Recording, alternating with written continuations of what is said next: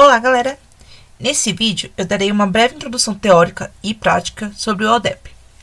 O objetivo desse vídeo é que vocês tenham uma ideia macro do que é o ALDEP e do que é o OpenALDEP, visto que esse assunto é bem extenso e complexo para falar em um vídeo só. Para quem se interessar, ao fim do vídeo eu deixarei alguns links interessantes para vocês se aprofundarem mais no assunto. Esse trabalho ele foi desenvolvido por mim, Milena Gomes Reis, e pelos meus colegas de classe Gustavo Oliveira Rocha e João Gabriel, para a matéria de Sistemas Operacionais 2 da FATEC Zona Leste, ministrada pelo professor Wellington. Bom, nesse vídeo eu falarei sobre o que é o ALDEP, sobre o que é o ALDEP, sobre o que é o OpenALDEP, os que são os diretórios, no nosso conceito aqui, e vou dar uma breve explicação sobre a instalação, do OpenALDEP e mostrar utilizando o OpenALDEP com autenticação de usuários. Bom, o que é o DEP? O DEP ele é a abreviação de Directory Access Protocol. Como o próprio nome diz, ele é um protocolo de acesso a diretórios, baseado nos padrões X500, operando sobre o modelo OSI de comunicação em rede. A sua função é autenticar, controlar e definir o acesso de usuários aos diretórios nos servidores. O DEP era um protocolo de implementação complexa. Ele consumia muito recurso da rede. Ele não suportava esquemas de diretórios distribuídos e o que tornava inviável o seu uso. E com o advento da internet isso se agravou muito mais. Foi aí que surgiu o LDEP. O LDEP, como o nome diz, ele já é um DEP, porém mais leve. Sua implementação não era tão complexa. Ele já opera sobre o protocolo TCP/IP e com isso ele também trouxe a remoção de problemas do padrão anterior. Tudo que tinha de problema do padrão anterior, o LDEP veio com a proposta de eliminar, simplesmente eliminar. Então ele veio com essa ideia de ser mais otimizado. O que é o OpenALDEP? O OpenALDEP é um software de open source que implementa e agrega funcionalidades do LDEP. Ele fornece suporte para inúmeros protocolos. Ele centraliza as informações na rede, ou seja, todas as informações que eu tenho no LDEP podem ser compartilhadas com outros serviços, assim evitando replicar informação que tem no LDEP com informações que tem em outros serviços, outros servidores, por exemplo. Então você tem toda a informação centralizada e o LDEP ele dá esse suporte de oferecer informação. Ele tem suporte para replicação de base, ou seja, eu posso toda a minha estrutura de diretório eu posso replicar ela em outro servidor, para casos de backup e tudo mais. Ferramentas e ele tem inúmeras ferramentas de administração de rede, Então agora eu vou falar sobre o que são os diretórios. Para o LDEP, o diretório é muito mais do que simples pastas no disco rígido,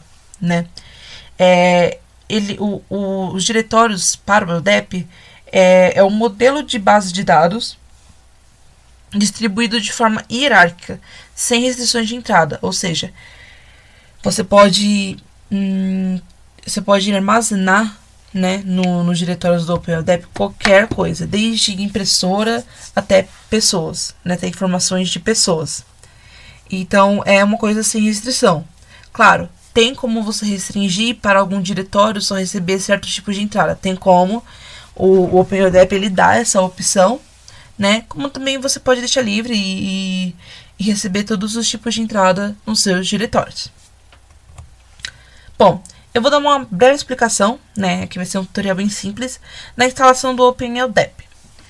Primeiro, a gente tem que instalar, os pacotes necessários do OpenALDEP, que é o seu daemon, que é esse pacote, slapd, e que ele é o servidor em si, e o SLDEP, o LDEP úteis, que ele vai ser todos os utilitários que a gente vai utilizar aqui, na nossa rede. Bom, a partir do momento que você digita esse comando lá, roda esse comando no terminal, ele vai instalar os pacotes, baixar e instalar os pacotes, e de cara ele já vai pedir para você informar a senha administrativa do LDEP. Bom, terminando essa parte, você vai chamar, né, esse comando lá no terminal, né, que é o dpkg reconfigure slapd. O que ele vai fazer? Ele vai trazer o wizard, né, o assistente de configuração dentro do seu terminal. Então vamos lá. Nessa primeira opção, né, você pergunta se quer omitir a configuração do servidor. Nós não queremos, nós queremos configurar o servidor, né, OpenLDAP. Então vamos para o próximo. A gente escolhe a opção não. Então vamos lá. Primeira parte: digitar o nome do domínio DNS. O domínio DNS, né, como para quem não sabe, é aquele nome tipo www.google.com, www.facebook.com. Tudo isso são DNS, né? Porque ao invés de você digitar o IP do servidor da Google, o IP do servidor do Facebook, você digita somente o domínio da empresa, né? O domínio do servidor, que é uma forma de você acessar a página. Então, aqui a gente vai usar o domínio DNS. No caso, eu coloquei o da minha empresa fictícia aqui, né? Mas enfim, aqui você coloca o apropriado e aperta OK. Agora você informa o nome da organização. Aqui você vai informar a senha do administrador. Confirma a senha. Aqui você escolhe o back-end. Nós escolhemos o HDB. Aqui é uma configuração super importante. Você vai decidir se deseja remover a base de dados quando o servidor for removido. Nesse caso nós escolhemos não, melhor manter. E quando você configura, por exemplo, pela segunda vez o OpenLDAP, pode ser que ele tenha como é que eu posso dizer, vestígios de configurações anteriores, né? Ou então no caso que você já excluiu o LDAP e ainda ficou a base antiga. Então você pode escolher mover a antiga para a atual.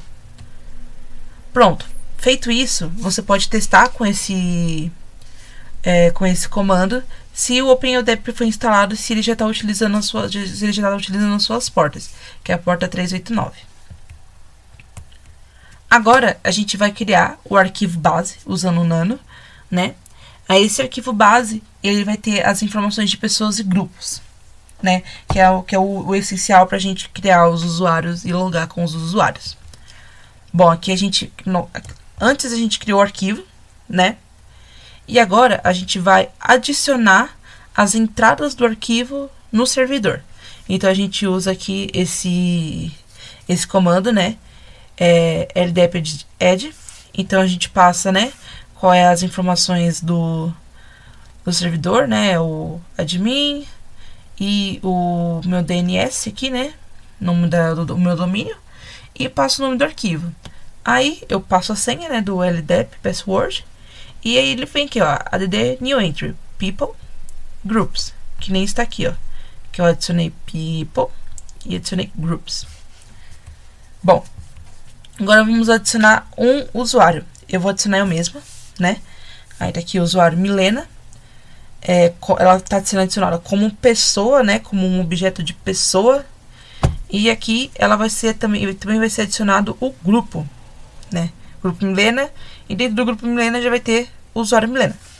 Nesse arquivo LDAP users. Aí você salva o arquivo e agora você vai dar um LDAP add de novo, novamente, né? Da mesma forma, só que agora só passando o nome do arquivo de usuários.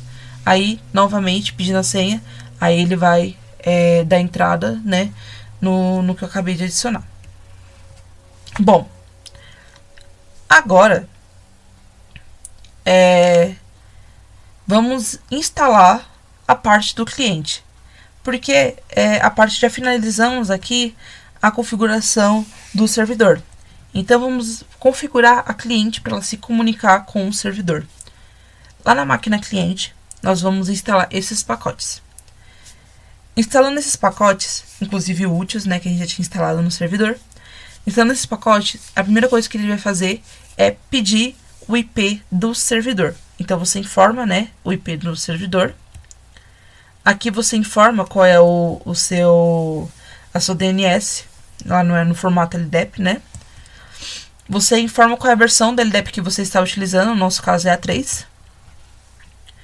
Você informa agora a conta admin, né, qual é a conta administradora da LDAP. Informa a senha. E agora você dá OK aqui, né, pra a gente configurar manualmente o arquivo NS Switch. Bom, agora vamos para a parte de configuração de arquivo, né? Vamos lá, a primeira coisa que a gente vai fazer aqui é chamar o arquivo, abrir, né, o arquivo já existente com sudo, gente, não esqueça, vocês têm que, esses arquivos, você tem que abrir eles como usuário administrador, usuário root, porque senão você não consegue salvar, porque o usuário comum não tem permissão de salvar um arquivo desse, que é arquivo de configuração. Então, dá um sudo ou um su antes de chamar o comando, mas vamos lá. Nano, eu gosto de usar o Nano, você pode usar o VI, pode usar qual editor de texto achar melhor. Eu escolhi o Nano. Então aqui a gente vai para a pasta etc, pegar o arquivo NSWift e .conf. Essas entradas aqui, password, compat, group, compat, shadow, compat, elas já existem nesse arquivo. A única coisa que você vai fazer é adicionar o LDAP do lado, nesses 3 casos. Salvou, bora para o próximo passo. Vamos abrir agora esse arquivo como um password. E na linha 26, você troca o que tem na linha 26, tira o que tem lá e cola essa informação aqui.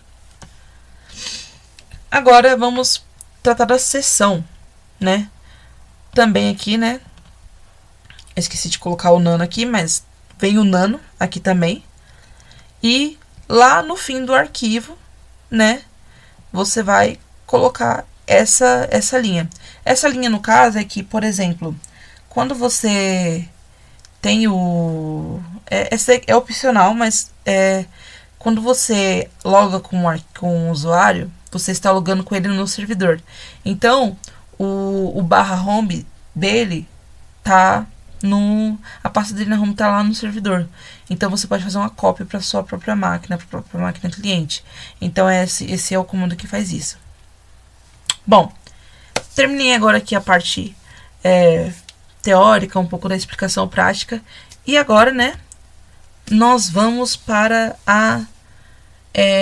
mostrar isso tudo funcionando, né, com 2 máquinas virtuais aqui, uma cliente e outra server, e mostrar isso daqui na prática, beleza?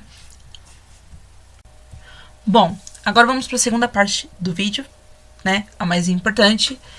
Eu tenho aqui o VirtualBox e eu tenho 2 Virtual Machine aqui. Eu tenho a Debian Server e a Debian Client. Bom, vamos primeiro abrir a Debian Client. Para facilitar um pouco o uso dela, eu vou acessá-la aqui diretamente da minha máquina, né, da minha máquina hospedeira, né, por meio do SSH. Estou aqui no meu terminal, SSH. Eu vou dar um aluno, que o aluno, ele é o meu usuário local da cliente, ele não está no servidor.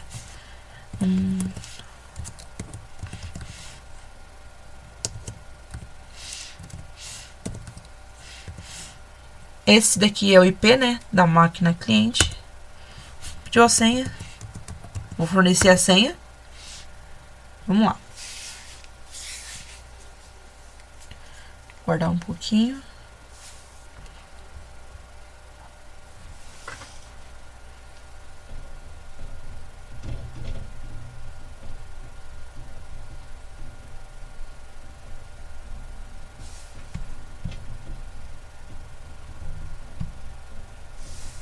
Pronto, aqui ó, demorou mais um pouquinho, demorou, mas foi. Então, agora estou conectada com minha máquina cliente, né? Vou dar aqui o comando, né?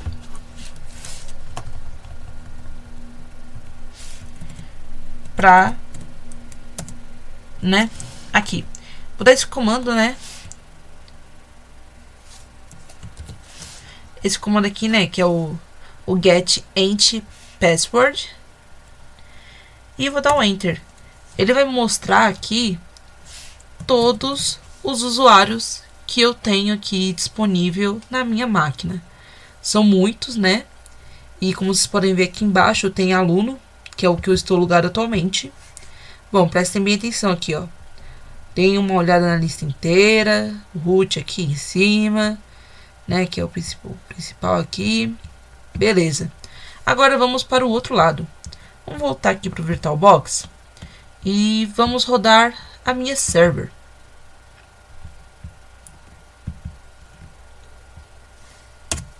Vamos rodar aqui a server, né? Vamos ver como é que ela vai. Se ela não vai demorar. Tá iniciando.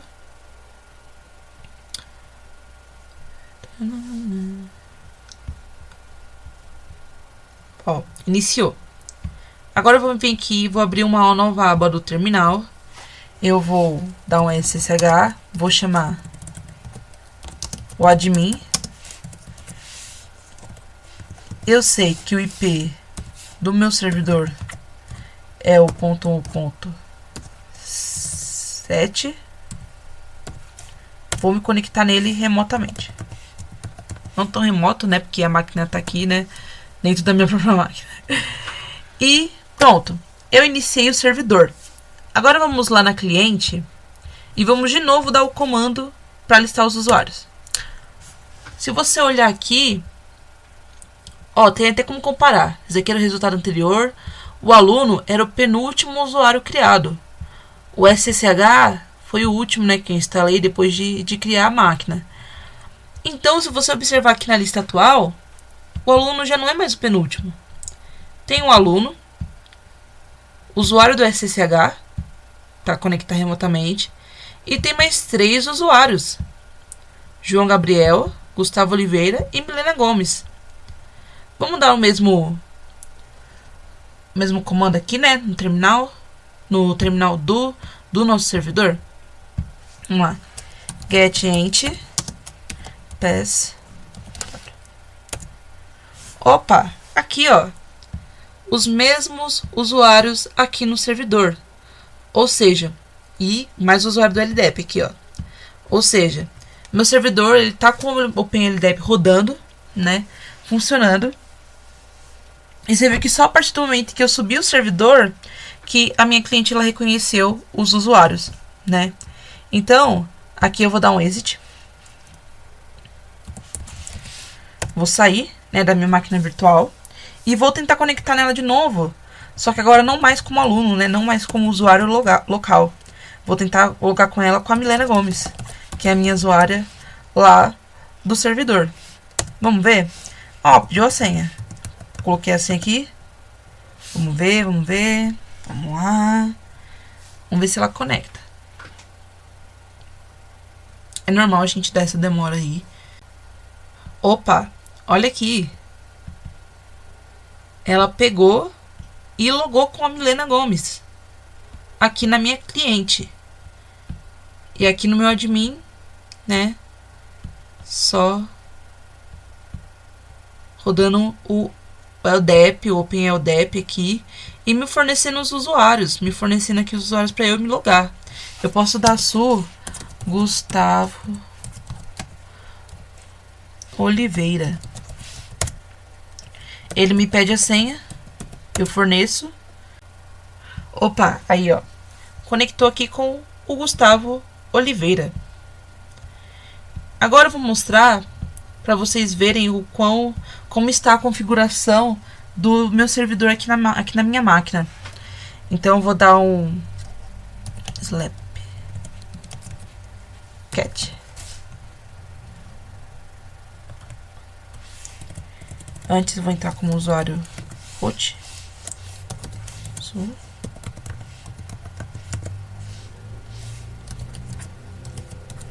Slapcat. Dei o Slapcat aqui, ó. Ele me traz uma série de informações, porque ele me traz todas as entradas que tem no OpenLDAP. Então começa aqui com a configuração do servidor, né, do meu domínio, né, o nome da organização, tudo mais, a configuração do admin, né, o usuário admin, aqui é a entrada dele, com a senha criptografada, e a descrição dele como LDAP Administrator. mais para baixo, eu tenho aquelas configurações que nós inserimos por meio do arquivo base, que é as people e groups. Essas são as entradas que a gente inseriu lá assim que a gente terminou de dar a primeira configuração lá, aquele assistente de configuração do OpenLDAP na instalação. E aqui embaixo nós temos os usuários. No exemplo, eu adicionei só eu. Porém, aqui eu adicionei eu, né, mais 2 pessoas, que são os meus colegas aqui do trabalho, João Gabriel e Gustavo Oliveira. Então você viu que os usuários que eu loguei na minha cliente, né, na minha máquina client, são usuários que estão inseridos, né, no OpenLDAP. Milena Gomes. E aqui também o grupo, né, GJM Corp, né, que eu também adicionei. Então, você percebe que tudo que eu falei de teoria aqui na prática funciona e muito bem, né? Então é isso. Vamos fazer um último teste aqui. Eu tenho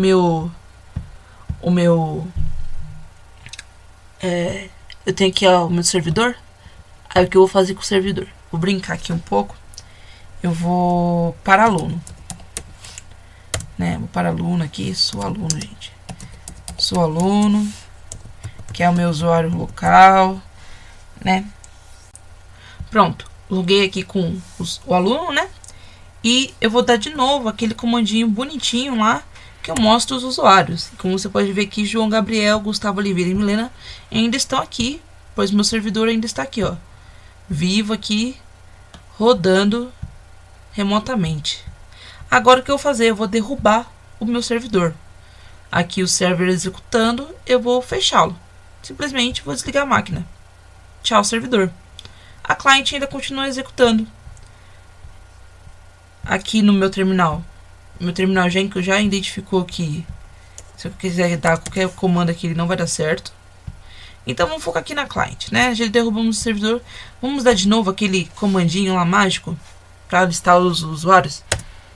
Opa! Cadê o João? Cadê o Gustavo? Cadê a Milena? Eles só existem porque eles estão no servidor. Então, caso o servidor parar, alguma coisa acontecer com o servidor, não tem como logar com esses usuários, porque eles são usuários que estão cadastrados no servidor. E eu, por meio da cliente configurada certinho, eu consigo acessar, eu consigo me logar na minha cliente com os usuários cadastrados no servidor. Bom, então é isso. Espero que tenha mostrado muito bem o meu propósito aqui, né? Eu espero que eu tenha cumprido com o meu propósito, que era explicar para vocês o que era o LDAP, o que é o LDAP, explicar para vocês como instalar e mostrar na prática ele funcionando perfeitamente bem. Então é isso aí, galera. Muito obrigada e é nóis. Bom, e conforme prometido, né? Aqui estão as referências bibliográficas, que são os links que eu achei mais interessante, que foi por onde eu e meu grupo nós pesquisamos sobre o OpenLDAP e onde nós tivemos um melhor entendimento. Então, para quem quiser se aprofundar mais no assunto, eu recomendo muito esses 2 artigos, A Chave e a Centralização Entendendo o LDAP, ambos são artigos publicados no site Vival Linux, e 2 tutoriais, né, para configurar o LDAP. Se caso vocês não entenderam como instalar, com esse vídeo você pode também consultar esses 2 sites. Então é isso, galera. Mais uma vez, muito obrigada pela atenção e até a próxima.